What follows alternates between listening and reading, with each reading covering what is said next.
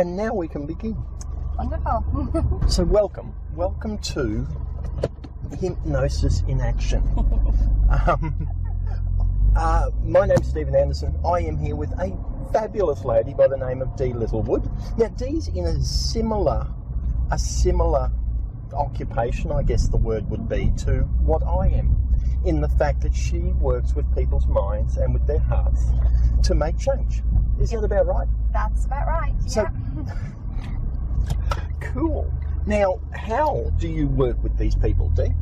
All right. So, well, a lot of people when they first come to me are really feeling quite lost and confused, and a lot of people are asking that question, like, what's the point? Mm-hmm. What's the point of my life? My reason for being here. Yeah. And so I describe what I do as taking people on a journey, and I help to highlight and to show them that everything that has occurred in their life has created a perception, and that perception is what keeps playing out in their lives and is creating their reality. And we help them by guiding them through different processes to shift their perception. Mm-hmm. So they start to perceive things very differently. They start to perceive others, start to perceive their lives. So basically through working with people, I mainly do work now in groups. I used to do more one-on-one. It has evolved from my coaching. So I was one of the first trained coaches in Ireland in 2001. Right. And as I've evolved, so too has what I'm doing. Right. So yeah. In 2001. I did, yeah.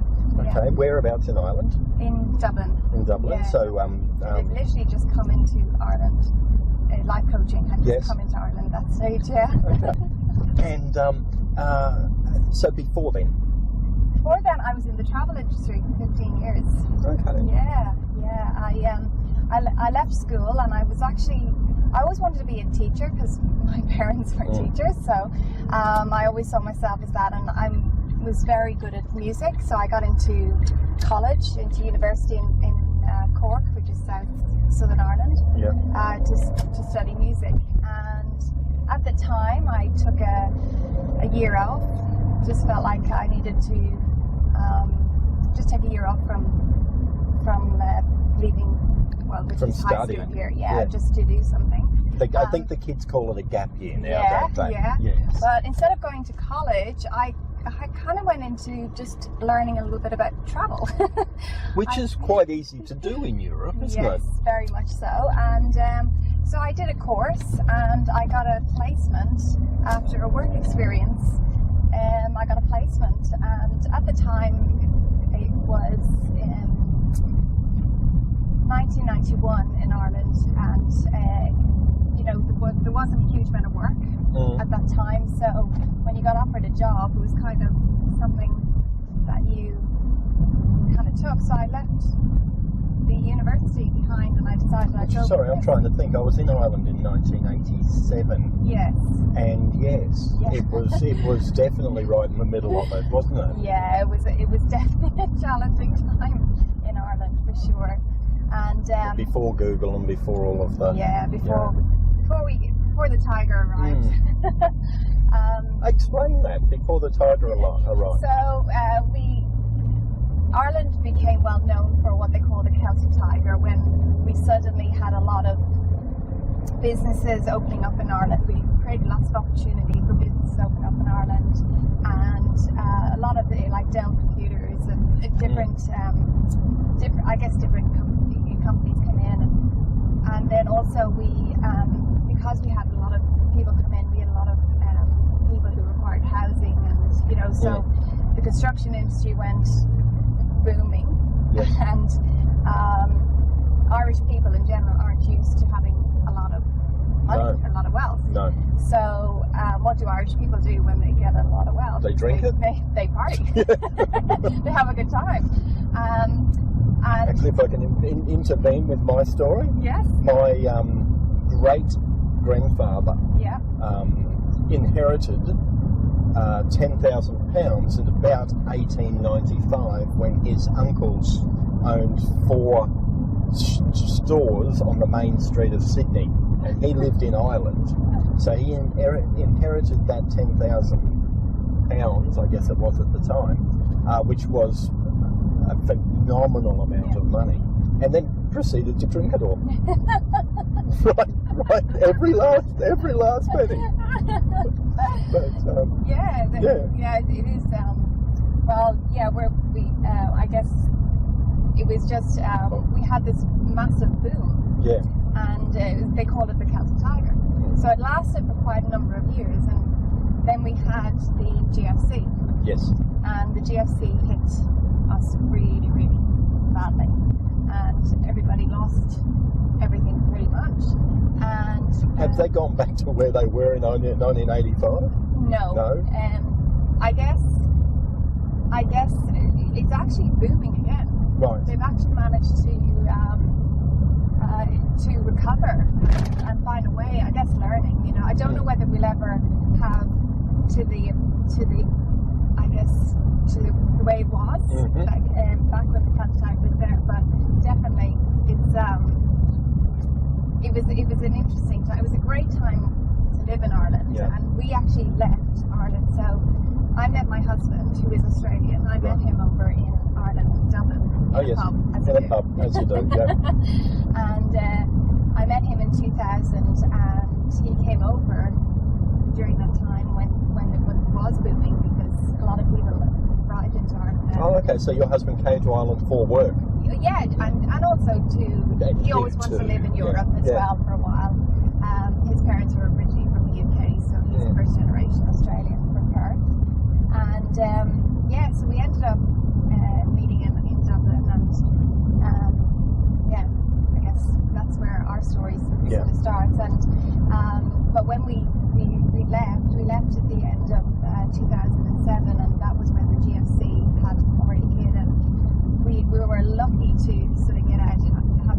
It did take 8 months to sell our house at that time, but we were lucky to get out and sell our house and clear all of that before we left, because a lot of people were left stuck. So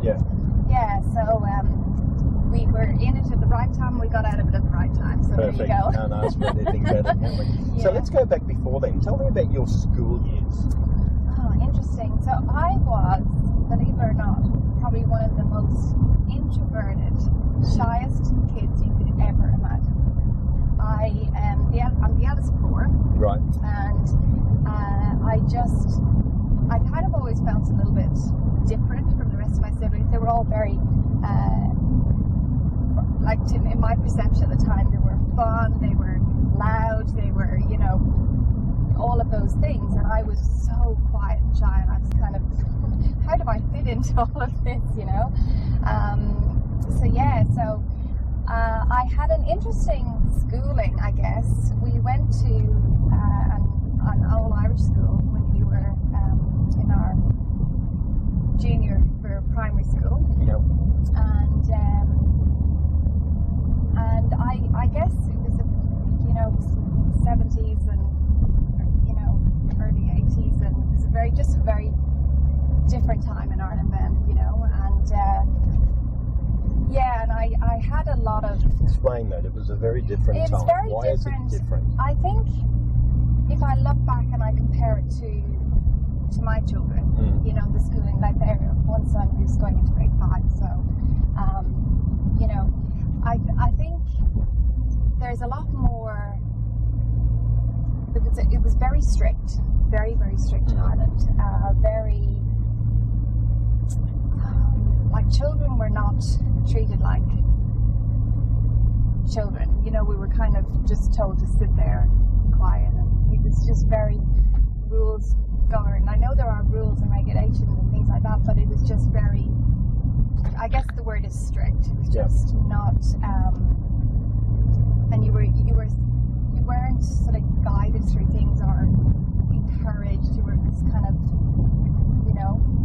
told what to do. Yeah. And so there was no opportunities for imaginations, I felt, and Were you feeling that at the time? I did feel very alone as a child. I felt very, very alone. I didn't really have any friends. Because I was so shy, And of course, what do other kids do when there's a shy kid in the class, you know? So I had a lot of bullying go on with that, and and I guess it was just, you know, someone would find something to pick on, and then you know, some other people join in, and that was sort of how it started. But so it was quite I wouldn't say my primary school was anything that I kind of look back on with happiness. I don't remember being happy, but I do remember when I eventually found my way into I guess high school, equivalent high school here. I started to make some friends, and I started to, you know, once I got out of the primary school, like it did start to shift a little bit for me. Okay. And was there a point that you can point at and say that's where it started to happen? Yeah. Well, my brother and I, there's only 11 and a half months between us, so we had lots of mutual friends, and he is still very outgoing, and you know, that sort of thing, and I think because we had similar friends and we had a sort of a network of friends together, I feel that was a moment when I felt I was starting to be included, and so that's when things started to shift or change a little bit for me. Is there anything left over from that, those primary school years? No, I actually am very grateful, because every experience that I've ever had, and that I feel any of us have had, there's something to learn from it. There's something to take away from it, and you know, I guess we feel at the time that it's cruel and it's mean and it's, you know, it's unfair. But really, you know, I guess it was an opportunity for me to look at myself and say, you know, find a way to overcome that, or to learn from it, and to learn that it's okay to actually have a voice. It's okay to be, you know, to be who you're here to be. So, for me, it feels, I'm very grateful for everything that's occurred, you know, because it's taught me something. It's taught me how to, you know, become the person I am today. Right. If I hadn't had that experience, or if I hadn't have been so quiet, I wouldn't have learned what it was like to be able to stand on a stage, and you know, I wouldn't have had the opposite of that. So Okay, so a bad primary school started to bloom a little bit in high school. What changed? So the first thing that changed was I went to 2 high schools. So the first high school I went to was, so as I said to you before, my parents were both teachers, and they taught in high school. Right. So my mum was a science teacher, and my dad was a maths teacher. And I went to a different school to where they were teaching. So they actually taught in a private school.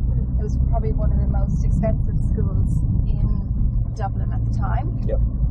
And it's like a Dublin grammar or something like that. Yeah. Yep. Yeah. And it, so we, but I went to a different school because I felt like my brother and I, we actually started high school together, because there was only 11 months between us, and then, but it was a very big school, and even though I was starting to find friends and be quite comfortable there, I felt for me about halfway through high school that I needed something a little bit more kind of, what I would say, intimate. I just wanted something smaller where I could actually discover a little bit more about me. I had this sort of, I constantly had questions going around in my mind, all the time. You know, questions, just figuring stuff out. You know, I was filled with questions. Your normal teenager questions? I don't think so. No. No, just I guess I was asking myself kind of deeper questions. You know, from sort of 14, 15. You know, I was kind of asking myself, I guess, just from my experiences, just wanting to understand more from a deeper perspective, not just what we were being taught at school. Like there was a reason.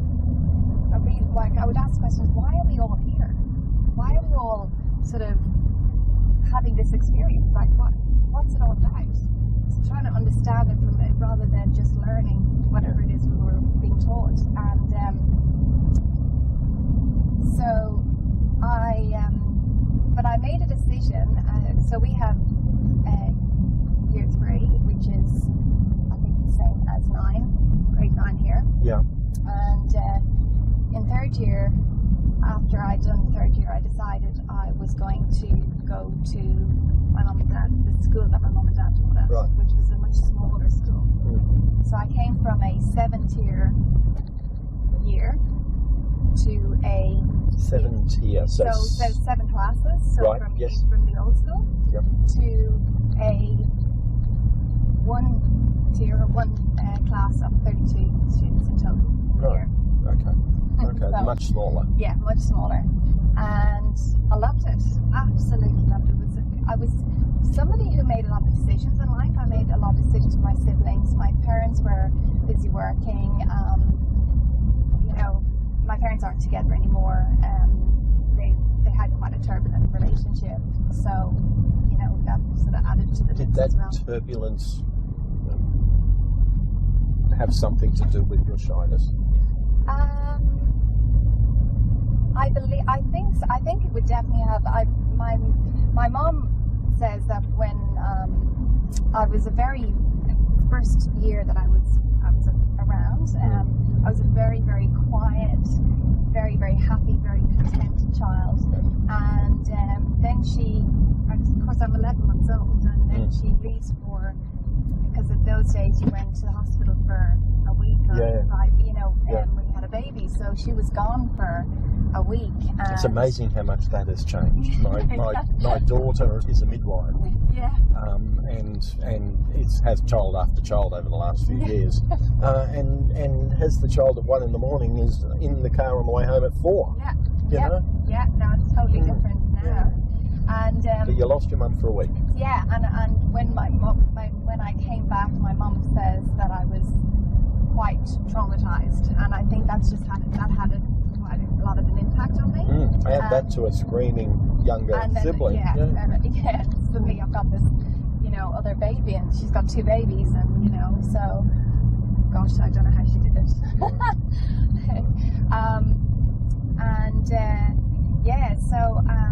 I think there was a lot going on at that time, and with going into this school with the smaller group, I actually had lots of opportunities there. So my passion was at the time music, right? And I got to we have a leaving cert, which is the same as whatever the exams are in 12.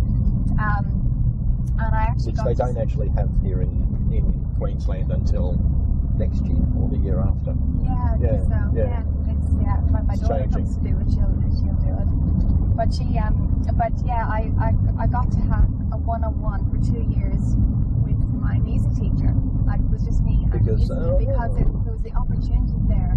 So I got to have 2 years of a class 1-on-1 with my music teacher. It's just like all those little things, and I loved it. And interestingly, I had both my parents teaching. Oh, right. Yeah. So my dad, I don't know. I think that'd be something that would terrify me. Yeah. Well, I think there was quite a few students who had parents as teachers, so it wasn't unheard of or unusual. Yeah. I know I wouldn't say very much to my dad. Maths wasn't, although I'm actually I actually get numbers now and everything else. At the time, maths wasn't probably my greatest subject, Yeah. But I would wait until I got home to ask any questions. Yeah.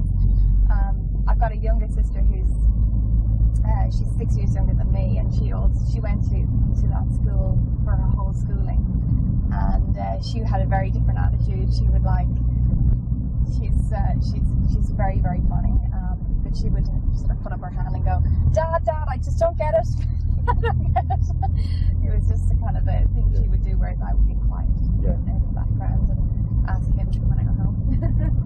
Okay, so even through your high school, you're the quiet one. Yes. Yes. And that quietness, has that continued?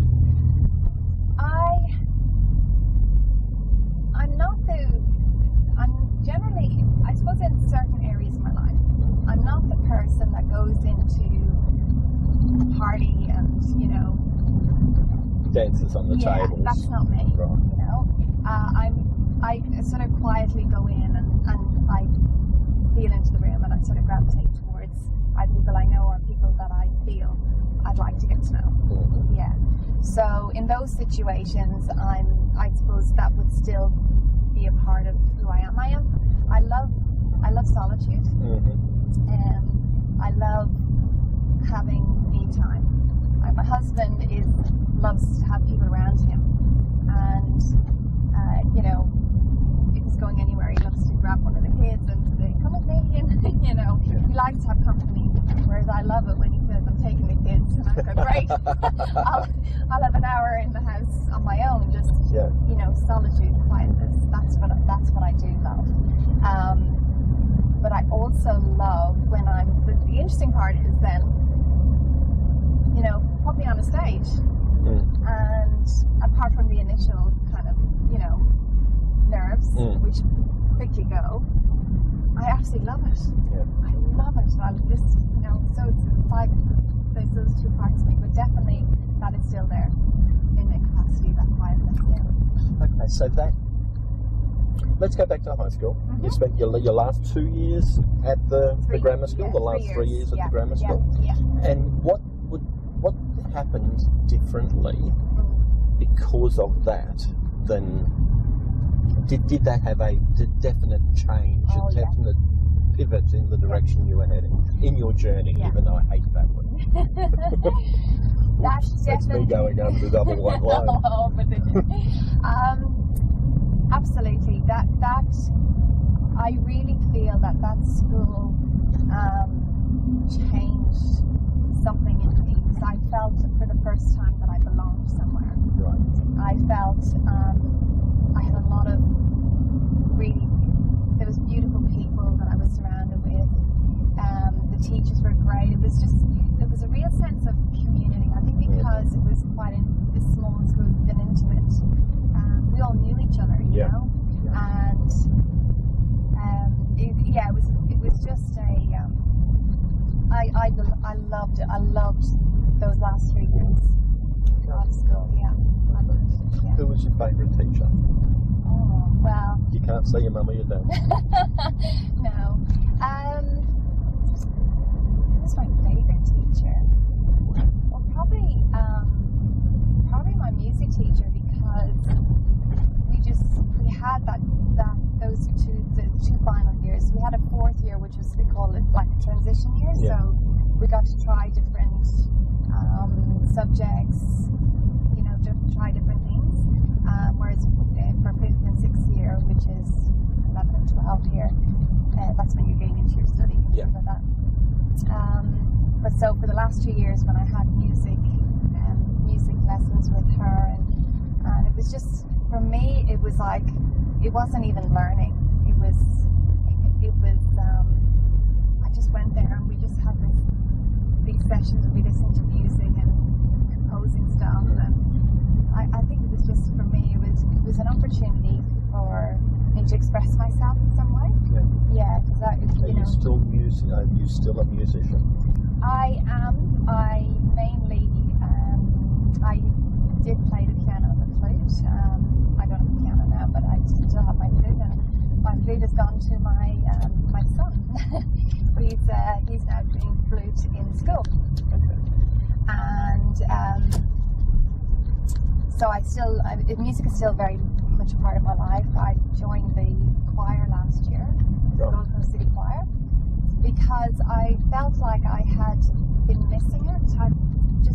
With everything else I've been doing, I've been missing it. So I decided I'd go and get back into it. So every Tuesday I go to my choir practice, and I love it. Excellent. Yeah. How often does the choir perform? We have had about sort of maybe half a dozen in the year. And this year, though, is the 50th anniversary of the Gold Coast City Choir. Right. And we're doing a major work. I can't for the life of me think of what the name of it is, a new work, but it is a major work, so we're doing that in September, which is exciting. So it does sound exciting. Yeah. Okay. Does it take much for you to get excited?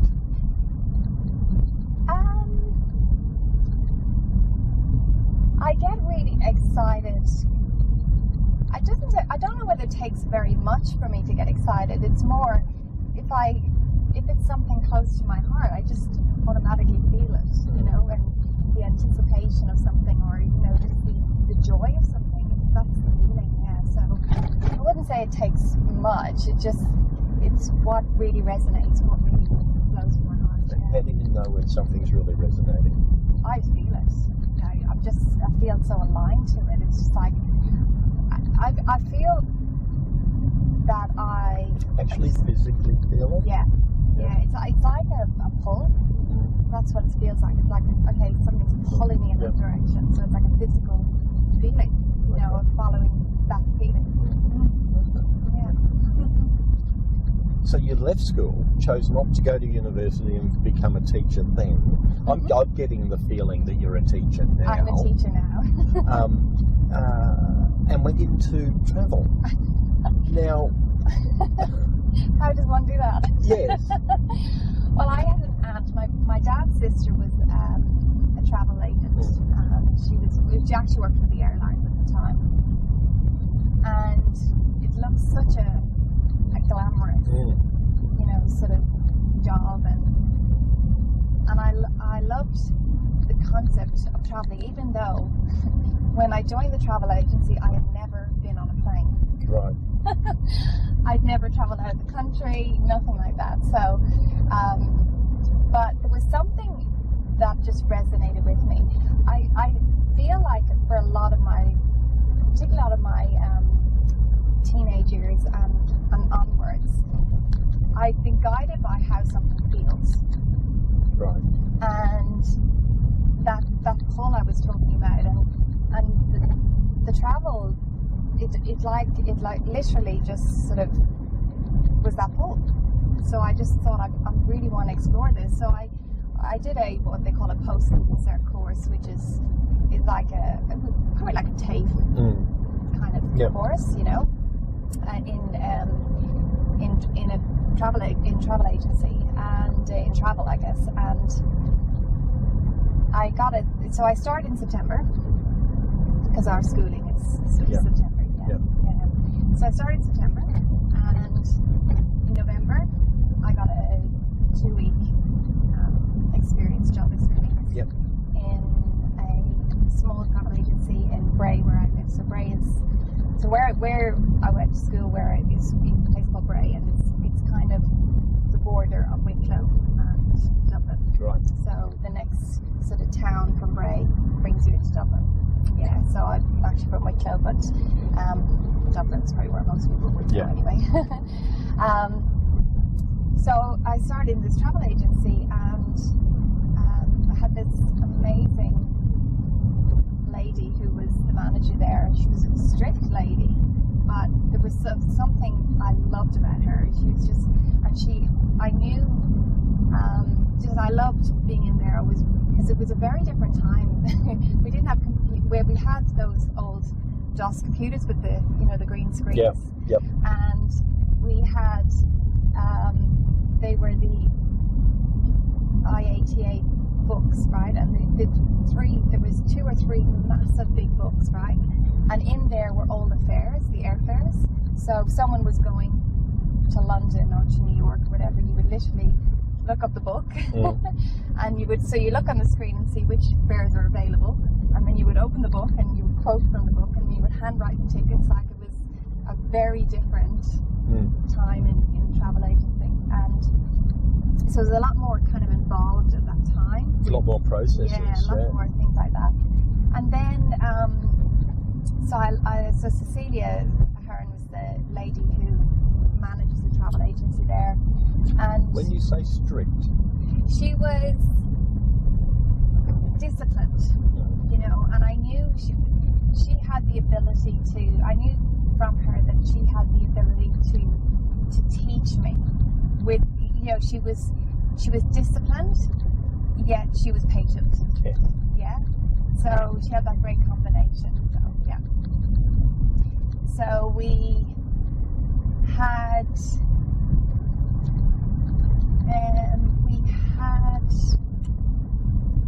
this 2 weeks. I think it was 2 weeks of the work experience, and then she offered me a job after the 2 weeks. Cool. And I earned my salary was 6,000 Irish pounds a year. Okay. Which to me was a lot of money. A lot of money then, yeah. Yeah. So that was my first salary, my first job, and I stayed in it for 15 years, and I did really well in that industry. Really well. When you say really well? So I progressed. So I stayed with her, and she was an amazing teacher. She taught me so well. And then we started to get computers in, and, you know, so things started changing. And it was a great time in the travel industry. You know, there was so many sort of parties and just opportunities for travel. I got to travel. I got to see the world. You know, we had what we call familiarization trips, and people would literally just head off, and we'd be paid to literally go travel, see places, and we wined and dined. It was amazing. Yeah, it was great. And we had. So in an average year, how much were you travelling for your job? In an average year, I would go away maybe up to half a dozen times a year, just going to see places. Yeah, did a lot of, you know, Europe, Italy, France, Portugal, you know, America, even Australia. So, yeah. What was the first thing you saw when you came to Australia on your work trip? So, well, it was actually, I came, so I'll tell you about Australia, shall I? I'll do that. Yeah. I'll tell you about Australia. So I was a little girl, and I had an aunt who had emigrated to Australia. As most little Irish girls have. Yes. Yeah. But other than that, we had no other connection with Australia. No, other than that, nothing. But I had this, I don't know what it was, this obsession with Australia from when I was a little girl. Okay. My mom had, apart from having my aunt there, my mom had no understanding or reason why I would have such a passion for Australia. Okay. Or an obsession almost. So I would talk about it all the time. And I just had this feeling that I was meant to sort of come here to Australia and see it and visit it. And another one of those feelings. Yes, all about the feelings.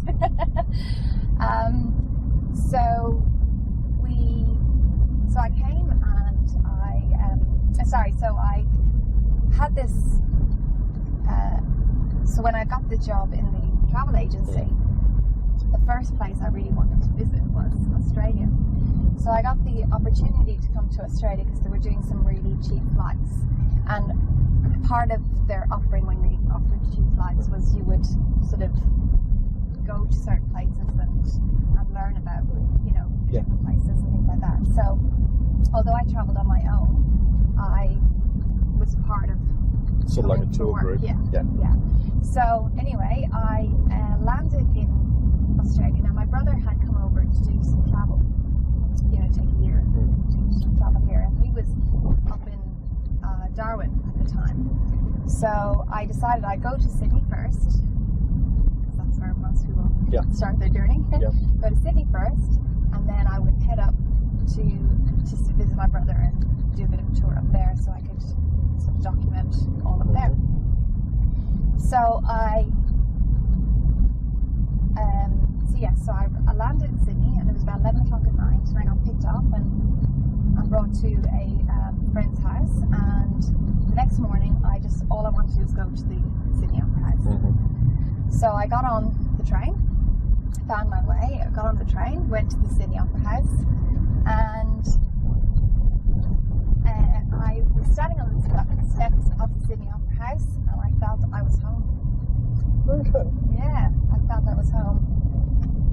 So, go on a couple of years, I actually came over again for a year, and I did lots of travel and absolutely loved it. And I came over at the time with an ex-boyfriend, and when I went back again, I couldn't settle back in Ireland, and we broke up. And a couple of months later, in a bar There's in this Dublin, Australian there's fellow. this Australian. So I say, although because he had only just arrived, so he was coming to do Europe. He lands in Dublin, meets me, and I'm wanting to go to Australia. And it's like, anyway, I often say to him, he came to Ireland to bring me home to Australia. Cool. That's a pretty romantic little story. You should write that one down. Yeah. So that was Australia. Yeah. So I'm meant to be here. This I feel is my home. Yeah. So I got to so going back to your question, when I did well, I had this great ability. So I ended up actually going to different positions, and one of the positions I got was I was a manager of a travel agency by the time I was 26. Right. Okay, now was that normal? Was that unusual? Was that part of the course? Probably I was quite young at that time for that position. Yeah, you'd usually have someone who was older, but though I'd been in the industry for quite some time. Yeah. So, but I also had a great staff morale, because I had an ability to be able to place people in positions which they actually enjoyed, which they actually loved, and so I had this ability to be able to do that, which created great staff morale, and so I had no real turnover of staff, and so I ended up sort of going around to 7 travel agencies under the one banner, and I would go around and talk to the other managers about how they can do the same, replicate it. So I knew I had an ability to be able to tap into people's sort of natural talents or natural gifts, and be able to work around that. And I think that was probably one of my first understandings, that actually I can help people. That's where I started to learn that I by can helping really your help employees. people. Yeah, and by helping them to enjoy and to love what they're doing, and tapping into that. So I guess that was sort of the start of me knowing that there was something within me that I could do. Yeah. Was there a day, a place, a time that said to you, right, that's the end for? So I guess not so much. It kind of sort of filtered out of my life, and so what happened was, whilst things were going well in the perception of everything, I had a good job, I had a boyfriend, I had all the things, all the world travel, and everything else, there was still something inside of me that still felt quite lost, because I still couldn't see a greater purpose. Back to your primary school years. Yeah. the questions are still there, and also because of my upbringing, I was filled with responsibility. I had a lot of responsibility for my siblings because of my parents just not being around as much, and so I had to make a lot of decisions, a lot of choices for my siblings, and I kind of just felt like I was always making choices for other people. And so I've had a lot of responsibility, and I'm the eldest of 4. Both my parents, my mom is the eldest of 11, my dad's the eldest of 7. So everyone around me was like the like the only person I could kind of align myself with was my mom as such. You know, there was nobody sort of, I didn't have an older cousin or an older sibling or anything like that, you know, so I kind of felt like I didn't know who I was. I was kind of thinking about becoming my mom or, you know, excuse me, just all of that. So on my 25th birthday, I actually I woke up feeling twice as old and feeling very sad. And this is where I think really the big shift started to happen for me. So I came into this, on my 25th birthday was probably the biggest shift that I had, and I actually was so unhappy on that day. It was like, I call it like almost like my midlife crisis when I was like 25. But I did feel a lot older, just everything about me just felt, I was just being very responsible. I was always the epitome of the good girl, doing the right thing according to what I thought everyone else wanted. So I spent the whole day pretty much in tears, and I even went to a play that night. My mom took me to a play. It wasn't even a sad play, but I was crying through it. And I got home, and I don't know who I was asking or who I was directing the question to, but I just said, sort of put it out there, can I just have a sign, or can you just send me something so I can understand why I feel like I do? Because I've done everything that I thought I was meant to do, but I'm still not feeling happy inside. And I think that night I had this beautiful sort of, what I would call an experience, where I woke up at night and it was just me there, but I had this beautiful sense of peace and sort of love, and sort of being surrounded by that. It's just like a feeling. Yeah. Let's go back to feelings again. Back to our feelings. Yeah.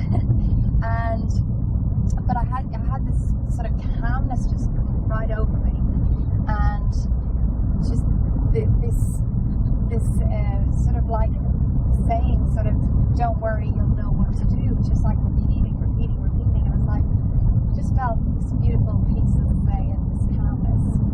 And I went back to sleep, and I woke up the next morning, and nothing had changed except I had shifted somewhat inside of me. I had started to feel different, and nothing happened for about a week.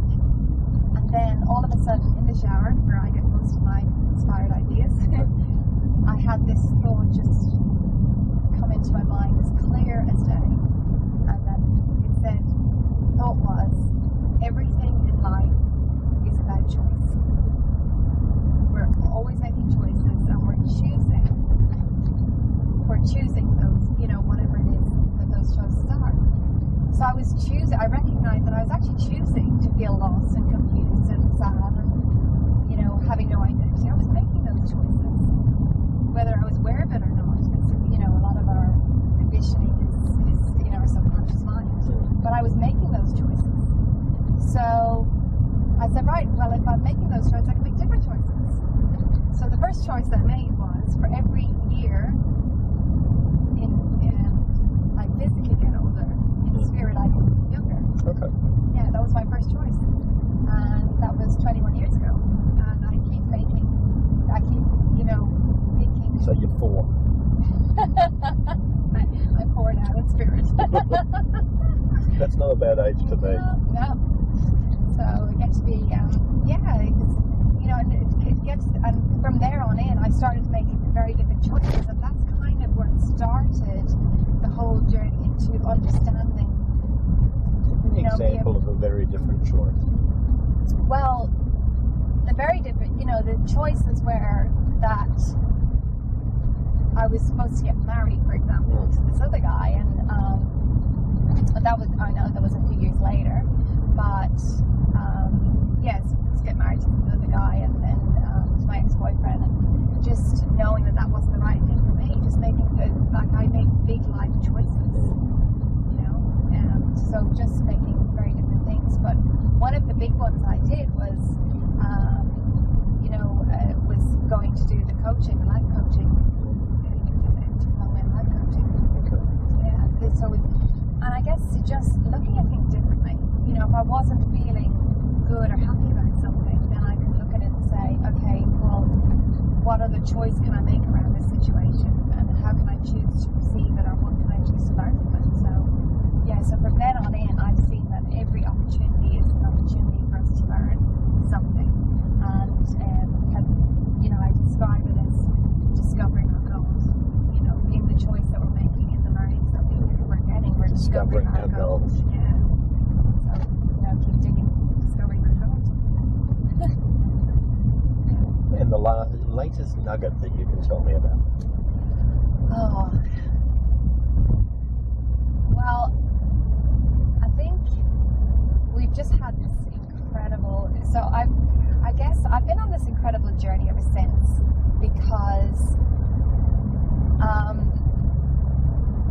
we've had this major event on Saturday. Right. And we had 50 people in the room, and it was an incredible event. And afterwards, I sort of sat back and I reflected, and I thought about sort of, like I say to people, you can't connect the dots looking forward, you can only connect them looking back. And I got to review sort of all the choices and the steps and the parts of that journey, and I realized that every single, no matter how we perceived it, every single part of that, those steps, those choices that I've taken, have gotten me to be at that point on Saturday where I got to stand up on the stage and guide people, you know, as part of one of our biggest events, and help them to discover their goals in a day. You know, so it's just, I guess for me, it's just really, yeah, just connecting with and keeping on that path, on that journey. Yeah.